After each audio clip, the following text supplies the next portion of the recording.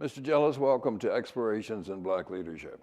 Thank you. It's good to be here. We generally begin with a question about the Brown decision, and you were born 2 decades after the Brown decision, but for you, what did it turn out to mean?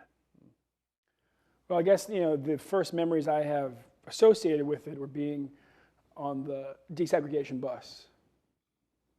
The irony is that I was the only black kid on the white bus. Yeah. In sort of the struggle that families have trying to make sure that their kid can go to a good school where they can pursue their dreams. My dream was to learn about computers. It was early in the 1980s. I was headed into the 4th grade. And the only school that had computers was the black school 2 towns over. And so my parents were like, well, there's just no way. They're only putting white kids on the bus to go to that school from our town. Well, my father's white, my mom's black. So my father said, don't worry about it. I'll just sign the boy up. I showed up at the bus, curly hair. And bus drivers kind of looked at me and said, just get on the bus. Just get on the bus. At a deeper level, as a parent now, Brown is a constant source of frustration. What Brown signaled to my mom when she desegregated her high school in 1954 in Baltimore was the end of separate, discriminatory, oppressive education regimes in this country. And the reality is that in these days, we have greater segregation in many areas than we did before Brown. We certainly have the greatest level of segregation that we've seen in pretty much all areas since Brown.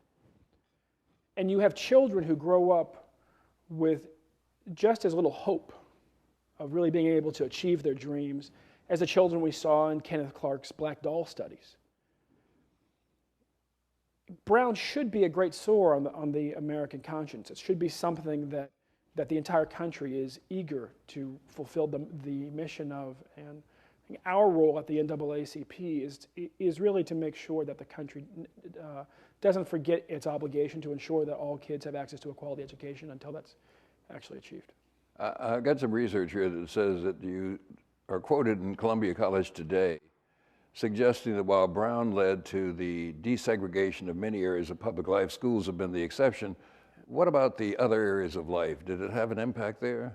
Certainly. I mean, just the fact that we can hop on a plane and not think about the fact that we used to be forbidden from many airports or relegated to different flights. We can get on a train and not be stuck in the Negro car. We can drive cross lines. We can work for any corporation we want to. Obviously, employment discrimination is still a reality. But when you look at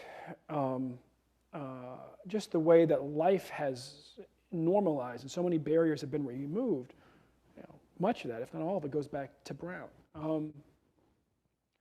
Brown is a great success, but if the target of Brown, if the intention was to make sure that all children have access to a quality education and can go to any school they want to, we're a long way away from that. So a success and a failure. Yes. Yeah.